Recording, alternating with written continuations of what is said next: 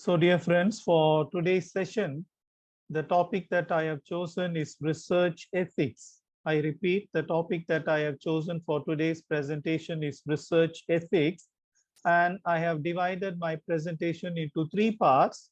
In the first part, very briefly, I'll be talking about what is research ethics.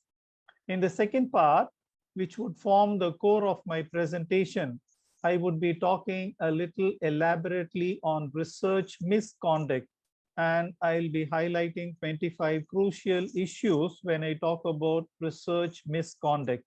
That will be the second part, the core part of my presentation.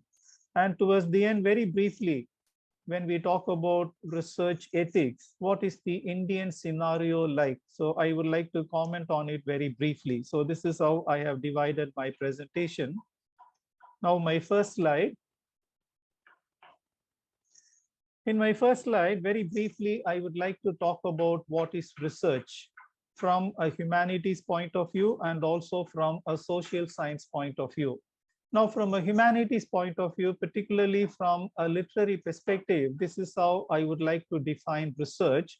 Now, research, as we all know, is a systematic process of investigation or exploration of an idea or thesis or proposition or hypothesis undertaken with a view to knowing more about a given phenomenon or a topic or an author or a text. Now, please allow me to give you a few examples. I'll give you three examples. Now, from a literary point of view, we have the famous Indian playwright Girish Karnad. Now, someone is working on the topic, the use of myth and history in the dramas of Girish Karnad. So he or she, while researching on the plays of Girish Karnad, would like to explore the way in which the dramatist Girish Karnad has used myth and has also used history in his plays. So this will be an exploratory study, and this is my first example.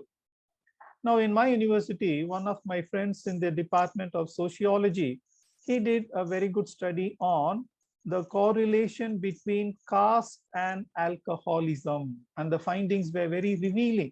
So this is to explore a phenomenon, and this is from a sociological point of view. I would like to give you one more example, once again from the Department of Sociology. Now, very recently, a candidate worked on the theories and insights of M.N. Srinivas, the social anthropologist. So this again was an exploratory study and also an interpretative study. Now let us go to the second definition of research. Now, from a social science point of view, we can define research as a systematic process of inquiry consisting of three elements or components. Now, what are the three elements or what are the three components? We start with a question or a problem or a hypothesis. Now, in order to verify or in order to validate, what we do is we collect data. And once we have collected data, we analyze the data and interpret the data. In fact, I have taken this quotation from Noonan. Now, I'll give you an example. Now, because of the pandemic, most of us have shifted teaching online. So here is a debate. Here is a controversial topic. Which is better, face-to-face interaction or online interaction? So this is a research problem. So in order to prove either this way or that way, what we need is we need to collect data from staff members, from students, as to which is better, whether in-person classroom is better or online classroom is better. So once we have collected data, we need to sift the data, we need to analyze the data, we need to interpret the data. And on the basis of the data that we have collected and interpreted, we can either affirm or verify the hypothesis or negate and falsify the hypothesis. In other words, research, whether it is in sciences or humanities or social sciences, what we do in research is we push the limits of knowledge or we push the boundaries of knowledge.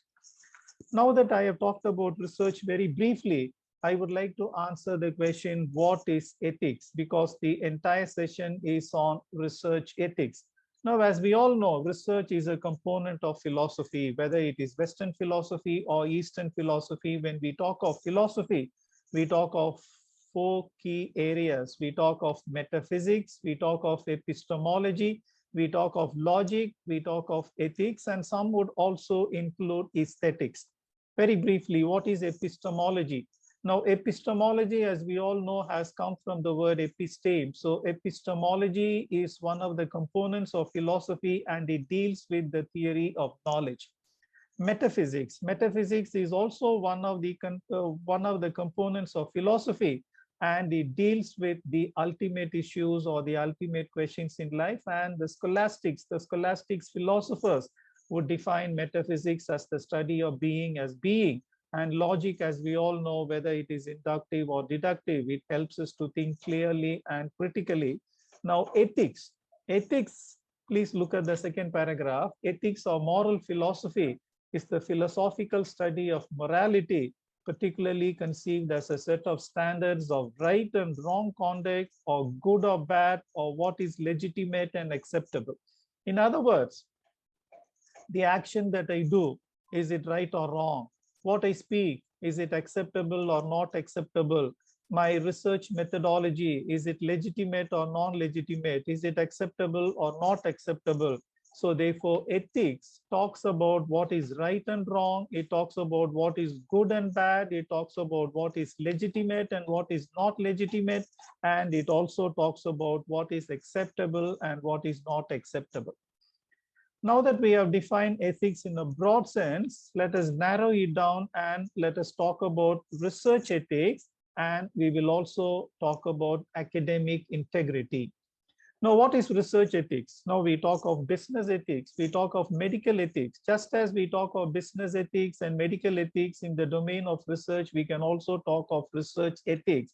So what is research ethics? It is a branch of ethics, and it talks about what is fair in research, what is legitimate in research, and it also talks about the responsible conduct of research, or very simply put, research ethics talks about integrity in conducting research. Now, what is academic integrity? How do we define academic integrity? Now, I will take the help of the Quality Assurance Agency for Higher Education in UK. Now, this is a body, and it is very close to NAC in our own country. So this is how they have defined academic integrity. So according to the Quality Assurance Agency for Higher Education in UK, academic integrity includes principles, values, conduct, measures, and systems relating to fairness and honesty within teaching, learning, and assessment and evaluation. In other words, academic integrity is the commitment from students and from staff members to demonstrate what is honest and what is moral and what is acceptable and what is legitimate in their academic lives. So dear friends, I have talked about what is ethics from a broad point of view, and I have also talked about research ethics. Now, very briefly, what are the characteristics of good research? I would like to talk about 9 aspects or 9 characteristics of good research, and this would cut across disciplines, whether it is a thesis in chemistry, or life sciences, or management, or English, or Hindi. This would apply. So the question is, what are the significant characteristics of good research? Number 1, a piece of research should be original. It should be innovative. It should be path-breaking. You cannot be reinventing the wheel. So therefore, the first dimension of a good piece of research is it should be original. Not only should it be original, it should also be ethical, in the sense whether it is in terms of methodology or the hypothesis, whatever it is, it should be ethical, it should be acceptable, it should be legitimate, and it should also be responsible. Then particularly when it comes to methodology, the strategy, it should be transparent. And good research is always committed to societal growth. It helps in the improvement of people's lives, and good research is non-discriminatory, whether it is on the basis of gender or caste or class or race.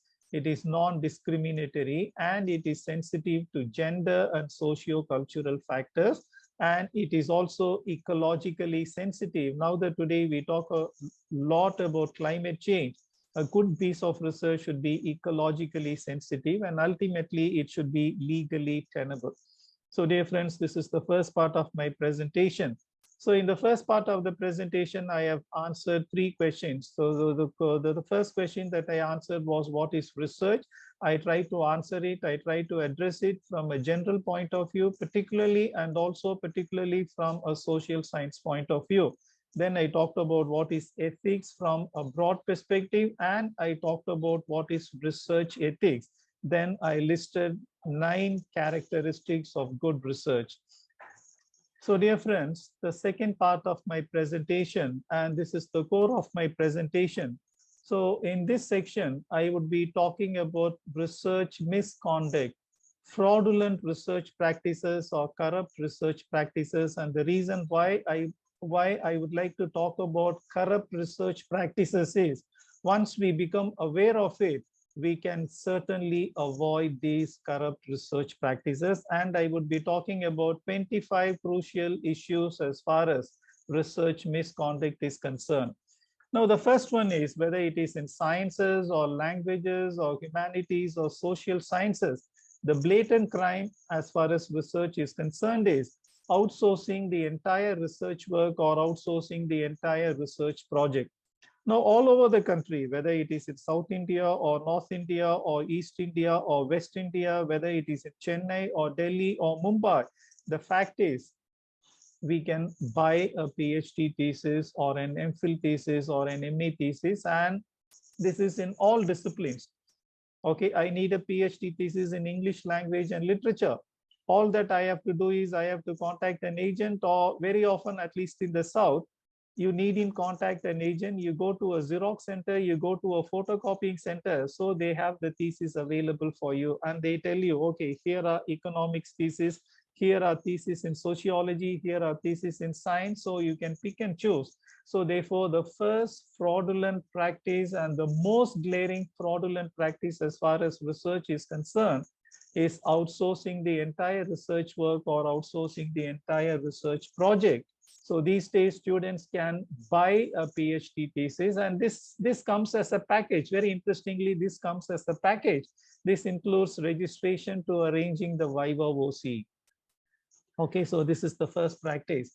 Now, the second practice is, all of us know, you walk into any library, whether it is a college or a university, the PhD thesis submitted to that particular college or that particular university, they are all neatly, beautifully stacked in the library, and you can always pick any thesis that you want. Or if you go to online, you have InflibNet has made Shodh Ganga available to us, and in Shodh Ganga we have the soft copies of all the PhD theses submitted to Indian universities on all subjects in all disciplines.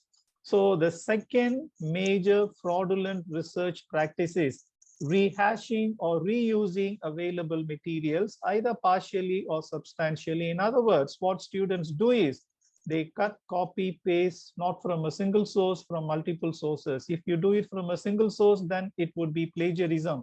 But then when you do it intelligently, when you do it very cleverly, not from a single source, but from multiple sources, then it becomes a research thesis.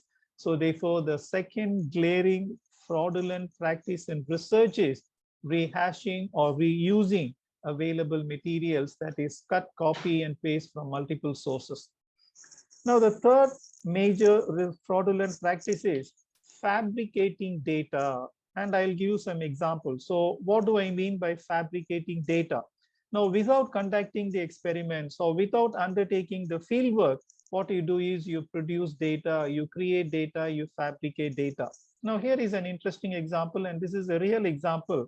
Now, in one of the South Indian universities, a student was given this topic: unemployment among engineering graduates. I will not name the state, in a particular state. And the candidate was asked to do a district-wise survey. I repeat, the topic was to find out how many engineering graduates were without a job, were unemployed in a particular state. Now, that particular state had 37 districts. So the original idea was, from each district, data would be collected from 100 men and 100 women. And these were all engineers, but without a proper job. Now that candidate was very clever of course within inverted within quotes. So he was very clever, he was smart. What he did was he faithfully went to 2 districts. Out of 37 districts, he went to 2 districts. He collected data from 100 men and from 100 women. Now for the remaining 35 districts, I repeat, for the remaining 35 districts, he did not go to these districts, he did not visit these districts, he did not do any field work, but then he created data. So what he collected for 2 districts, on the basis of those 2 districts, he fabricated data, and this is what many research scholars do.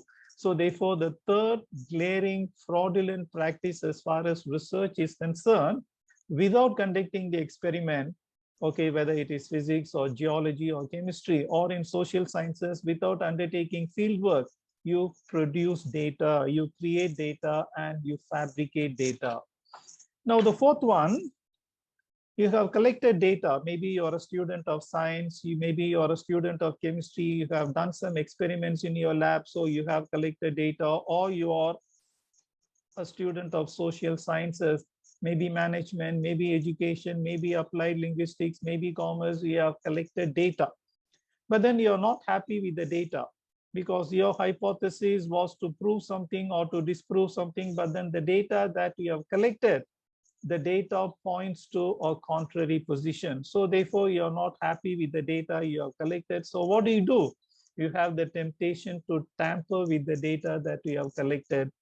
So what you do is you falsify the data. Now I'll give you 2 examples. Now the first example, now is online teaching effective or not effective? Okay, in one of the colleges in South, a particular candidate, he did his MPhil dissertation on this topic: online teaching is good or online teaching is bad. Now he wanted to prove that online teaching is bad. So this was his hypothesis, this was his hunch. But then when he looked at the data, he realized that his hypothesis was proved wrong. Okay, so but he was not able to accept it. So what did he do? He changed the numbers, he changed the percentages. So in the earlier one, without conducting the experiments and without collecting the data, you cook up the data, you fabricate data. But in this case, what happens is you have done your field work, you have conducted experiments, you have the data with you, but what you do is you tamper with the data, you falsify the data so that it suits your hypothesis, your hunch. Now you go to science, and in science, particularly physics, chemistry, geology, life sciences, we have what is called a retraction. And as we all know, some of the major international journals are Science, Nature, Lancet. So retractions are there even in these prestigious journals. Now here is an example. Now this is by Frances Arnold, a chemistry Nobel Prize winner 2018. So she won the Nobel in chemistry for her work on enzymes. Now she writes, for my first work-related feat of 2020, I am totally bummed to announce that we have retracted, we have pulled it down, we have taken it away. We have retracted last year's paper on enzymatic synthesis of beta-lactams. Why? The work has not been reproducible. So which means they have falsified the data. Okay, so dear friends, this is another major problem in research. You do experiments, you do your field work, you have collected data, but then what you do is you alter the data, you tamper with the data, you modify the data so that you get publishable results. Okay, and this is a major practice all over the world, and that is why journals pull down articles when they find that the data is not true, the data is not authentic. Now here is an example from chemistry, and this I got from the Department of Chemistry. Now chemistry, they rely on NMR. Okay, NMR is a sophisticated instrument. So this is the original NMR data, and here is the circle, and this shows impurity. Now what did one particular candidate do? With the help of Photoshop, she removed the impurity. So the disappearance of the fact, this is after manipulation. Please look at the previous one. Okay, it shows that there is impurity. but with the help of Photoshop, the candidate removed it. And in other words, the data has been manipulated. So this is another glaring research misconduct. Now, point number 5, all of us are familiar with this, plagiarism, including self-plagiarism. Now, all of us are aware of the definition of plagiarism. As we all know, the word plagiarism comes from Latin plagiarius, which means kidnapper. So to put it in a very simple language, plagiarism would mean act of stealing one's ideas or thoughts. Okay, so when you go to the library, okay, you copy a whole chapter, or you copy the entire thesis, or you go to Shodh Ganga, you download the entire thesis and then you copy and paste. So this is plagiarism. Okay, fine. Now I want to highlight certain issues as far as plagiarism is concerned. When we talk about plagiarism, plagiarism is basically stealing another person's ideas, stealing another person's thoughts. Now, when we talk about stealing, stealing is always intentional, but sometimes, not always, but sometimes it could be unintentional, particularly for undergraduate students or for graduate students. At the research level, you don't have an excuse. So plagiarism is to be punished. And that is why today all candidates submitting their thesis to Indian colleges and universities have to submit along with the thesis a plagiarism check. And the similarity index has been clearly mentioned. Okay, but what about undergraduate students, or sometimes even graduate students, MA students? Okay, sometimes unintentionally they may be caught in the web of plagiarism. So therefore, when we talk of plagiarism, there is intentional plagiarism and there is unintentional plagiarism. Now, I would like to share with you my own experience. Now, some of my own students, particularly at the master's level, have asked me, sir, I have not copied it. I have not copied it verbatim. I have paraphrased it in my own language. Is it plagiarism? In other words, they are unable to make out the distinction. When I copy it faithfully, when I copy it verbatim, okay, I have to use inverted commas because this is a quotation and I have to acknowledge the sources. But I have written it in my own language. I have paraphrased it. I have summarized it. So which means they are not aware of it. So therefore, we have to make it very clear to our students, whether you copy it or not. Sometimes you may have paraphrased it. Sometimes you may have summarized it. You have to acknowledge the sources. Okay, so this has to be drilled into the minds of students. Okay, so whether it is verbatim or otherwise, sources have to be faithfully and meticulously acknowledged. Now, when we talk of plagiarism, it is important to talk of self-plagiarism as well. Okay, so when people write a book, or when people write an article, or when people write some monographs, what they do is they have a tendency to quote from their own published work, sometimes with documentary details, sometimes without documentation details. And why do they do it? Okay, one is self-aggrandizement, but the other is, particularly in sciences, they do this to boost their impact factor. Okay, now the question is, should self-plagiarism be avoided? Now the answer is yes and no. Nobody will tell you, no, you should not quote from your own articles. You have every right to quote from your own books, your own articles, but keep it to the minimum. Okay, so that is the line. Nobody will tell you, don't include your own articles or books. You may do it by all means, but the line is, please keep it at the minimum.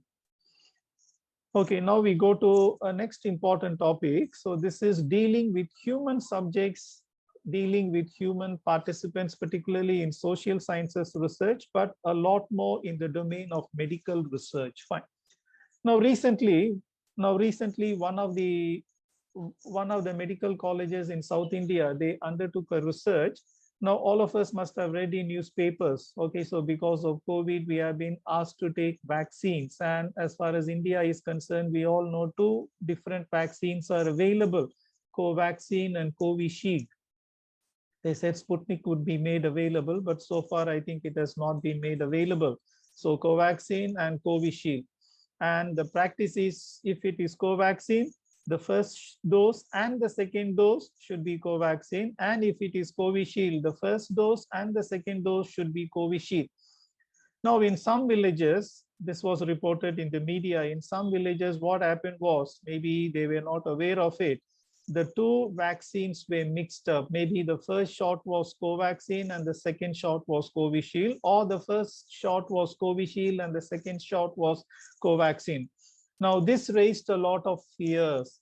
So will it have any negative effect, or will it protect the person who took the vaccine? So one medical college came forward to do an experiment. So they had chosen 100 volunteers, and the first dose was Covaxin and the second dose was Covishield. So they wanted to find out if there were any adverse reactions. So in other words, this was the clinical trial. Okay. So when you deal with human subjects, whether it is in medical research or research in social sciences, you have to follow certain protocols. Now, the first protocol is, whether it is intentionally or unintentionally, you see to it, you ensure that the participants are not harmed in any way. Okay, so this is the most important one. Second, you have to get their informed consent. I said the medical college had chosen 100 volunteers. So the first shot was Covaxin or Covishield, and the second shot was a different one. Okay, so the study was to find out if there were any adverse reactions when the two vaccines were mixed up. So 100 people had volunteered to participate in this medical research. Now, but before that, we have to get the informed consent. Now, what is the meaning of informed consent? We have to explain the positives and the negatives of this medical research, what is likely to happen, what may happen. So we have to make them very clear, and this is the meaning of informed consent. And the third point is, we have to treat the data confidential. In case someone has developed some adverse reaction, so who was it, what happened to him, why did this happen to him, what was the outcome, did it affect him very badly?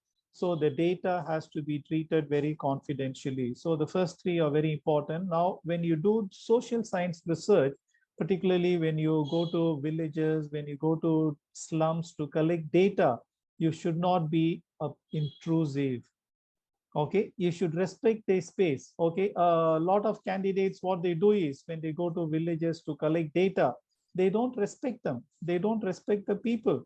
So they walk into their huts, they walk into their houses, and then they demand the data should be given. So therefore, you should not be intrusive, and you should not violate the space, which is very important. Okay, so the sixth fraudulent practice is, when you deal with human subjects or when you deal with human participants, whether it is research in medical sciences or social sciences, you have to observe a certain protocols, and I have talked about them. Now, the seventh point that I would like to highlight is gaps in storage. Now, what do I mean by gaps in storage? There are 2 points that I would like to highlight. Number one, not making data available to other researchers or other editors. For instance, we have sent an article to a journal, to a science journal. Now, the editor is not very sure of your data. The editor is not very sure of your findings. So therefore, the journal editor writes back to you asking for the original data. Now, it is your duty, it is your ethical duty to submit the original data, because the editor wants to check your data and your findings, or maybe to replicate the experiment to find out if he or she gets the same result. So therefore, you as a researcher, you have to make the data available to other researchers or editors. And the second point that I would like to talk about under the heading gaps in storage is, they should not be breach in confidentiality. Because what I have seen is, as long as the research is on, the candidate treats the data with a lot of respect. But once the book has been published, or once the PhD degree has been awarded, they have scant regard for the data gathered, and particularly when the data involves human beings. Okay, so this is about gaps in storage. And I want to point out an important observation. Now, in social sciences, you have this APA, and APA makes it very clear that any data, any research data that you have collected, the data should be kept safe for 5 years. I repeat, as far as the APA manual is concerned, as far as the APA ethics code is concerned, the data that you have collected, you have to keep it safe for the next 5 years. Okay, and you have to make it available whenever there is a need, whenever there is a genuine need. And this is the 7th point. Now, the next one is using animals in research. This will not apply to humanities or social sciences, but only to life sciences. And they have very clear protocols. And these 3 protocols, I have taken it from David Resnick, 2015. So he talks about 3 important protocols while using animals in research, whether it is medical research or research in life sciences. He talks of reduction, he talks of replacement, and he talks of refinement. Now, what does he mean by reduction? Reducing the number of animals in experiments. Now, earlier, let us imagine a scientist has used 1,000 monkeys or 1,000 rats for a particular experiment. Now, you needn't use 1,000 rats or 1,000 monkeys. Maybe you can scale it down. Maybe 100 would do. So that is the meaning of reduction. But the second one is even better than reduction, replacement. So instead of carrying out your research with live animals, why don't you do your research with computer models or simulations? So instead of animals, they ask you to use cells. In other words, they ask you to go in for in vitro studies rather than in vivo studies based on computer models and simulation. And lastly, David Resnick talks about refinement. And what does he mean by refinement? Refining your research methods and protocols so that the animal's pain and suffering could be minimized. So this is important, and this is as far as using animals in research. Now, the next one is, this is a simple one, not respecting patents, copyrights, and intellectual property rights. As we all know, whether it is a book or a journal, they are protected by copyrights. Okay, so patents, copyrights, intellectual property rights, we should respect them. Using copyrighted or patented material without proper acknowledgement, and sometimes they demand that you pay for it. So without proper acknowledgement, I think that is a violation, and that is bad research practice. So therefore, researchers should pay attention to copyrighted material, and they should be made aware of the fact that they cannot use copyrighted material the way they want. So they have to get prior permission to use copyrighted, patented material. Now, the next one talks about misappropriation or embezzlement of research funds. And I was very surprised to find out. So this happens at the international level, and shockingly, even top scientists are involved in misappropriation of funds, because you have labs and they have funding to the tune of crores or thousands of dollars or thousands of euros. So sometimes, not all, I think most people are clean and honest, but some people, so what they do is they pocket some hundreds of dollars or hundreds of euros, and you go to the net. Sometimes they give you the names, their institutional affiliations, and certainly this is a matter of shame. And in our own country, researchers, those who are doing their PhD, okay, so they also misappropriate funds, particularly contingency grants. Okay, so every research scholar, okay, whether he's a JRF student or an SRF student or a gate pass student or a net pass student, he or she is given some contingency grants. Sometimes they manipulate the bills, and this is misappropriation or embezzlement of research funds. And this is another fraudulent practice as far as research is concerned. Now, the next one is an interesting one. Earlier, when I talked about research ethics, I said you should not have any bias. Okay, so now here what happens is you show bias in your research, and I'll give you some examples. Okay, now one particular candidate, these are real examples, these are authentic examples. Now, a candidate had chosen this topic for his PhD program, lack of vision in native writers, lack of vision in indigenous writers. So you look at the title very carefully, the candidate's bias is explicit. Okay, so he has a very condescending attitude towards native writers or towards indigenous writers. So this is bias. Okay, or you want to study the superstitious behavior of a particular caste or a particular tribe or a particular region. So which means you have already made up your mind. So this caste or this tribe or people living in this particular region, they are very superstitious. Okay, so once again, bias. Look at the third topic, prevalence of low IQ in a particular ethnic group. Very biased. You have already decided, even before you have collected data and you have analyzed data, you have already decided, oh, this particular ethnic group, okay, so their IQ is very low. So this is bias. And look at the last topic. This was a project work done by an MA student known to me.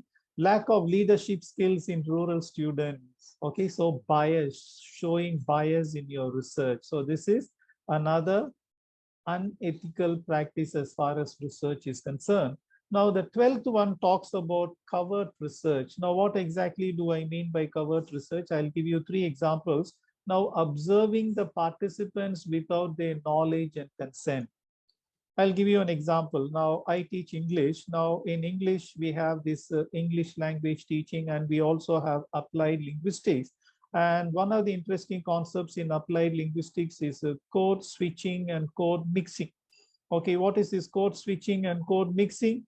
I talk in Tamil, then suddenly I switch over to English, or I talk in English and suddenly I switch over to Tamil, or someone in Delhi is talking in Hindi. Now, when she sees a professor coming from Hindi, she switches over to English. So this is code switching. You switch from one code, one linguistic code to another linguistic code.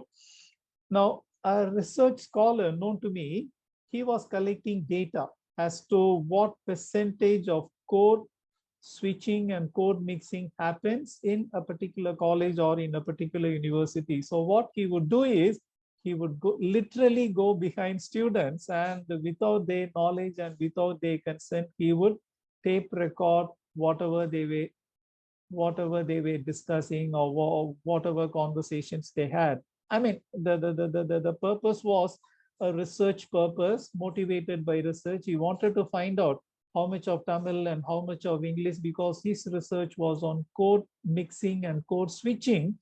But this was to some extent unethical, because he was stealing them, he was following them, he was spying on them to collect data, and this is unethical.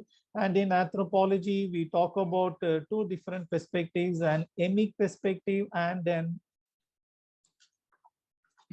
ethic perspective. So an insider's perspective and an outsider's perspective.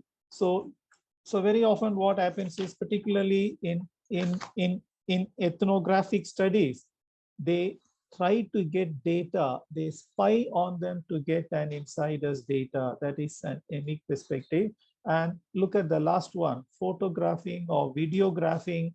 Particularly when you do research with tribals, you want to learn more about the tribal culture, their marriage system, and other rites and rituals.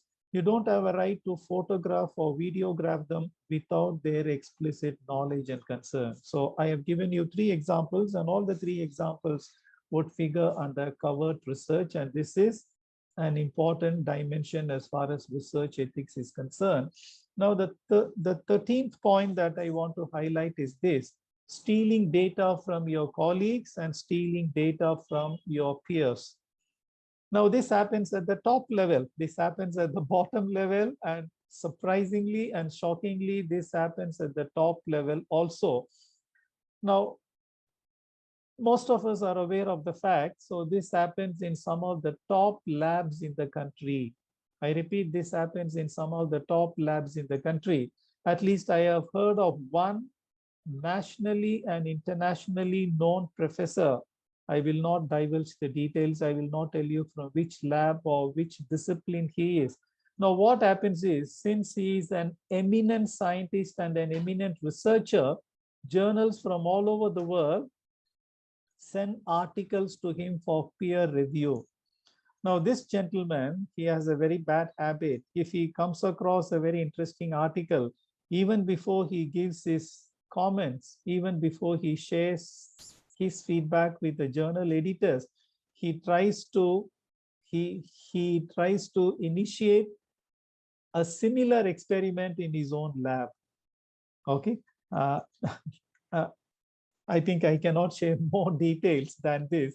So in other words, what happens is stealing data from your colleagues and peers, and people do it. Students do it and professors also do it.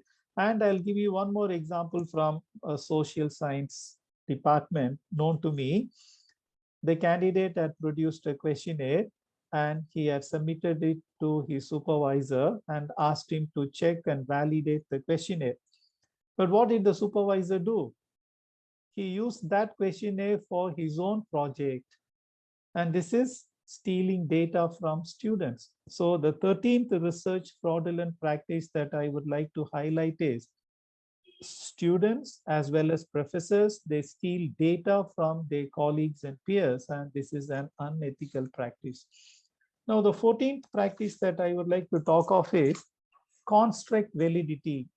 Okay, what do I mean by construct validity? All of us know in research, we talk about internal validity, external validity. We talk about reliability, internal reliability and external reliability. So another important dimension in research is construct validity. Now, what do we mean by construct validity? The way in which key terms are defined. It could be education, it could be management, it could be language, it could be literature. So how do we define key terms? So what happens is some researchers, they define terms very cleverly to suit their arguments. These are not acceptable definitions, but then they define terms in a very clever way. They manipulate the definition so that their findings are validated. I'll give you three examples. Now you take the first one, teaching English to disadvantaged students. So how do you define the term disadvantage? Okay, in English language teaching, in the domain of English language teaching, when we talk about disadvantaged students, we refer to students who come from poor backgrounds, so socially, culturally, economically disadvantaged families. Okay, now somebody can define a student who gets less than 60 marks. In my perception, from my point of view, he or she is a disadvantaged student, and he or she can proceed with his or her research with this definition. So this is a skewed definition, not an acceptable definition. Or you go to the last one, the new woman in the novel Soft. Okay, so how do a lot of research scholars define the new women? Because a lot of research, whether it is in sociology or education or in literature, people do a lot of research in the domain of feminism, and they always talk about the new woman. Okay, for them, the new woman is one who walks out of marriage, or one who says no to her husband, and then one who says like fights for equality. In other words, they define the term in their own way, but then we need to remind them that the term was originally used by an Irish feminist writer called Sarah Grant, because she wrote an essay called The New Aspect of the Women Question. So there is a historical precedence, there is a legacy to the term.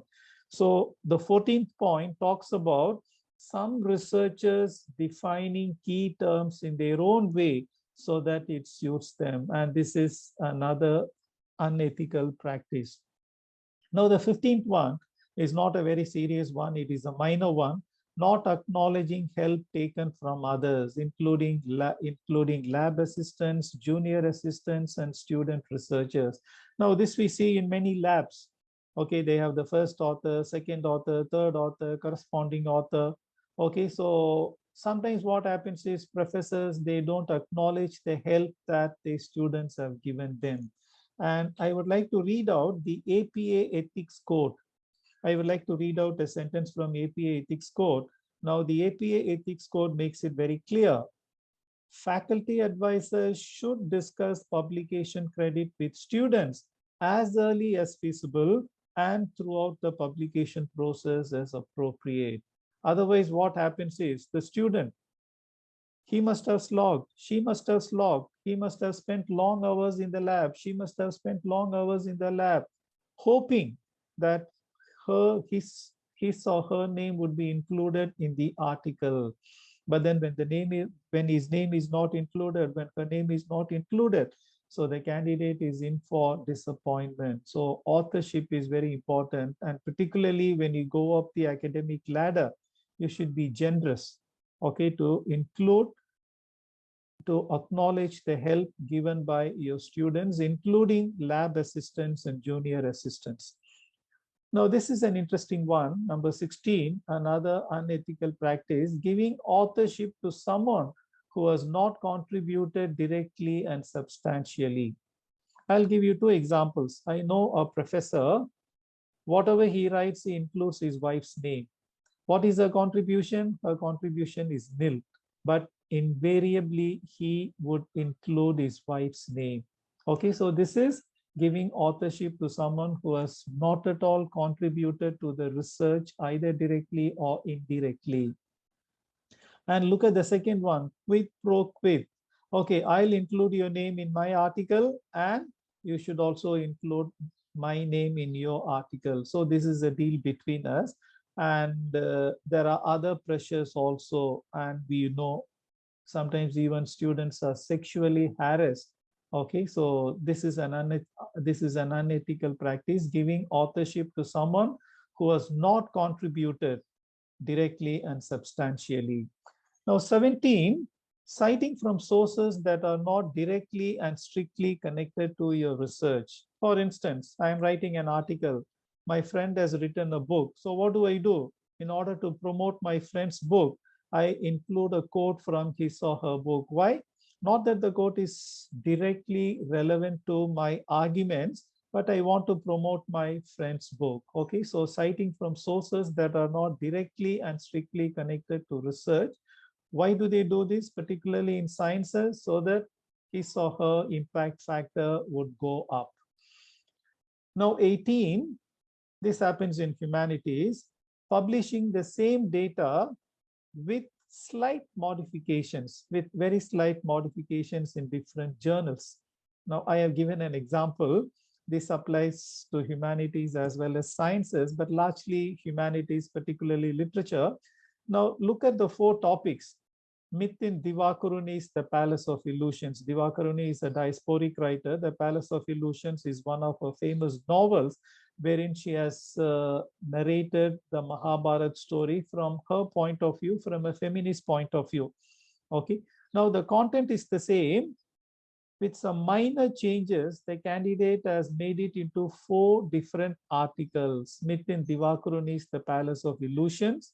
Now the same content has been recycled as retelling of myth in Divakaruni's The Palace of Illusions, and maybe with a fancy title, Demythologization in Divakaruni's The Palace of Illusions. And look at the last title, a rereading of Divakaruni's The Palace of Illusions. So basically the content is the same. Okay, but then the candidate has written 4 articles on the same topic with some very slight modifications, and this is certainly unethical. Now 18, the next one is interesting. It is called the salami slicing. What is that? Piecemeal publication of data or findings in different journals. And a lot of research scholars, they do this. It is called, technically, it is called the salami slicing. It means piecemeal publication of data or findings in different forms in different journals. I'll give you 2 examples. Now I teach English. I also teach English language teaching. Now in English language teaching in the domain of applied linguistics, one of the major concepts is called error analysis. Okay. What are the errors committed by students? And then you also go into the causal factors of these errors so that you can suggest a remedy or a solution. Okay. Now, normally, when we talk of errors committed by students, particularly when it comes to writing, we talk of errors of omission, we talk of errors of addition, we talk of errors of substitution, and then we talk of errors of ordering. I'll give an example for each. Now you take a sentence, my father is teacher. So here the article has been omitted. Instead of saying my father is a teacher, the student has written my father is teacher. So this is an error of omission. The article has been omitted. Now, what about the error of addition? Where the preposition is not required, the student has added the preposition. So here is an example. Please give to me my book. So to is not required. The preposition to is not required, but the student has inadvertently added it. So this is an error of addition. So error of substitution. She is not afraid from dogs. Instead of writing, she is not afraid of dogs. So of has been substituted by from. And look at the last one, error of ordering. It is a syntactical error. Tomorrow to Chennai I go. Now what happens is, I can't be writing 4 articles. I have collected data. I have analyzed some 20 samples or 30 samples, and I have found out these are the major errors committed by students when it comes to writing. Category 1, these are errors of omission. Category 2, these are errors of addition. Category 3, these are errors of substitution. And category 4, these are errors of ordering. Now, this is one composite data. I repeat, this is one composite data. So I can't be writing an article on the errors of omission. And I can't be writing in another article errors of addition. So when I do this, that is salami slicing, piecemeal publication. I'll give you one more example. Now, a student has conducted a survey to find out to what extent do students use the mobile phone. Okay, so 0 to 1 hour, 1 hour to 2 hours, 2 hours to 3 hours, 3 hours to 4 hours, and above 4 hours. Okay, so a student has collected data. Now, this data is composite. You cannot split up the data and then you can't write, okay, students who use the mobile phone for less than an hour. You can't write an article with that data alone. Or students who use the mobile phone for more than 4 hours a day. So that is part of the data. That doesn't form the entire data or the whole data. So salami slicing is another unethical practice. Now, the 20th point that I want to highlight is quite a few researchers do this, whether it is sciences or languages or humanities, sending a research paper simultaneously to 2 journals or 3 journals or 4 journals without informing the editor of these journals about it. So they want to try their luck. Okay, I have an article at the same time, simultaneously, I will send it to 2 or 3 journals. Wherever it gets accepted, I'll be happy. Okay, so they want to try their luck, and this is an unethical practice. Then 21, selectively quoting or misquoting to suit your focus and arguments. So this is another unethical practice. I'll give you 2 examples.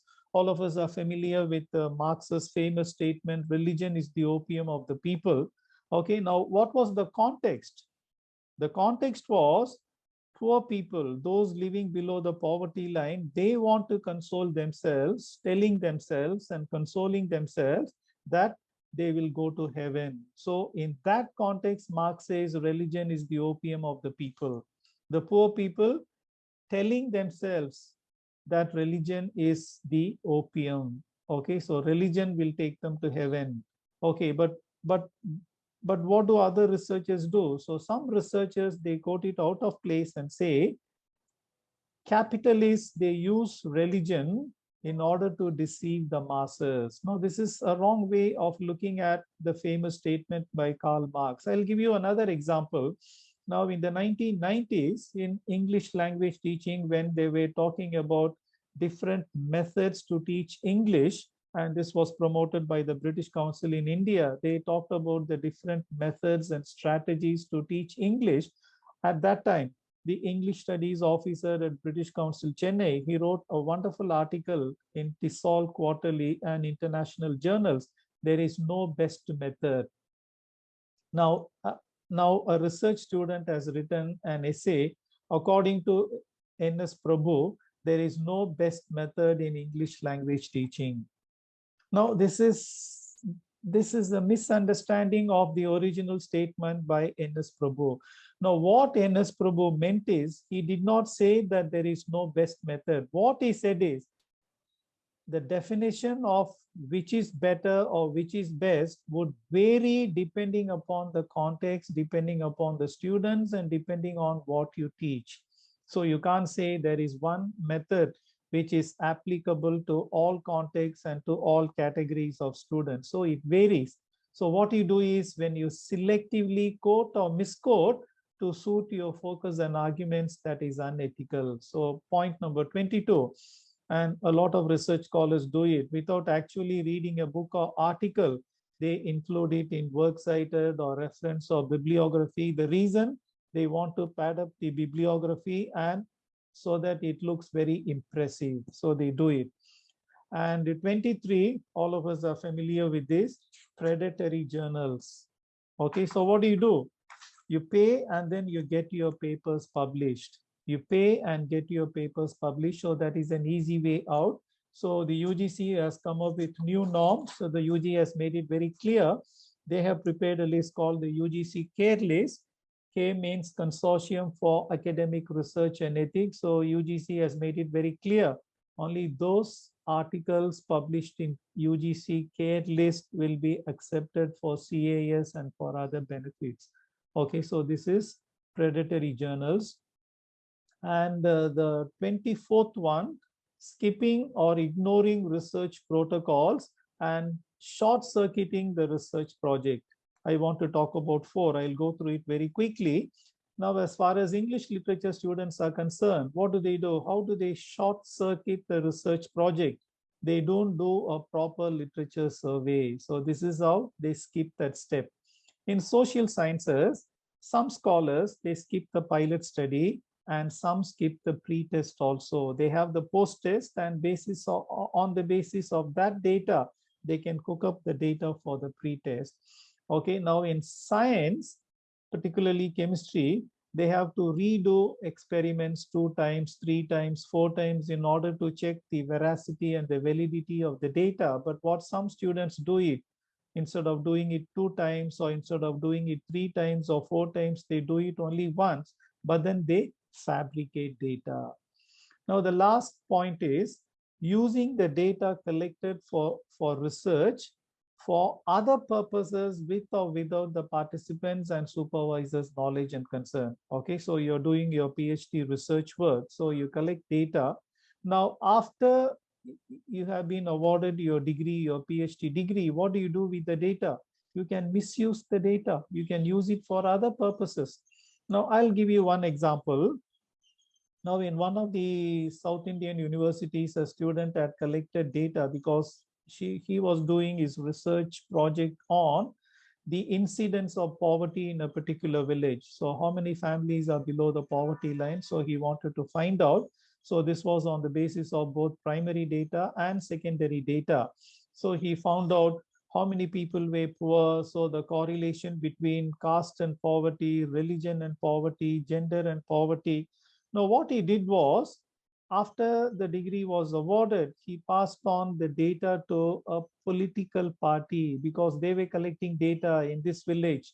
How many people from this religion are they, that religion are they, this caste, that caste. So he had collected data, he had collected details for his research. So after the award of the degree, he had passed on these details to a political party. So this is misusing the data. So dear friends, these are 25 unethical research practices. Okay, now I'll take 5 minutes more. I have 2 slides. Now this is the third part of my presentation, the last part of my presentation. I would very quickly talk about the Indian scenario, but before that, this is one of my favorite topics. I always talk about research valorization. What is good research? Okay. Now, I would very briefly highlight 4 issues, 4 ideas. Now, research should have some bearing on the society at large. Okay, so you can always do research which is purely cerebral or intellectual, and it stops with the award of the PhD degree, or you can take up some research which will help people, which will help society. So this is what I mean by research valorization. But please note, this doesn't imply or this doesn't insinuate that all research should have an explicit social or economic value. And I also don't suggest that pure research or theoretical research is bad. The point is, the bottom line is, if your research helps people, if your research helps society, then it is certainly good research. This is my last slide. Now, the Indian scenario. What about research misconduct in Indian scenario? Okay, I have been to different colleges and universities because I have valued more than 100 PhD theses and conducted more than 100 PhD vivas in different universities all over the country. So based on my assessment, my evaluation of PhD thesis, and also my conduct of PhD vivas, these are the points that I would like to highlight. So what happens in Indian higher educational institutions as far as research is concerned, particularly against the backdrop of ethics in research or research and ethics? Okay, so data is manipulated, there is plagiarism, there is ghostwriting, there is contract cheating, and today essay mills are there. They write essays and they pass it on to you. And sometimes very interesting, in PhD Viva OC, what happens? The supervisor answers all the questions on behalf of the candidate. This also is unethical. Or I have come across some PhD Vivas where the supervisor does not allow anyone to raise any question because he wants to protect his or her candidate. And I would end with the 5 additional points. Now, all of us have the pressure to publish. As they say in the West, publish or perish. So therefore, the pressure to publish. And some are able to withstand this pressure, but some others, I think they are weighed down by this pressure. And that is why they resort to unethical research practices. Now, till recently, till some 10 years ago, plagiarism check was not mandatory, but now all Indian all Indian colleges and universities have made it mandatory that plagiarism check is important. But there is a problem. Plagiarism check has been made mandatory. But what about the similarity index? Some universities say it should be 5%, and I know of a university where the similarity index can be as high as 30%. Okay, so which means you say there should be no plagiarism, but then there are gaps, there are loopholes. Okay, now the major problem is researchers are not sensitized to research ethics. I'm very happy that the UGC has introduced a 2-credit paper on research and publication ethics. And in many universities, there is no ethics committee. Foreign universities, all institutions, they have this ethics committee. And particularly when you do research, when you do statistical research, you have to get the clearance from the ethics committee, who act as the ombudsman or the gatekeeper. And the last point that I want to emphasize is this: in Indian colleges and universities, the punishment for research misconduct is not very serious. It is lenient, and that is the reason why people go in for research, unethical practices in research. And dear friends, I would like to wrap up my presentation with this point.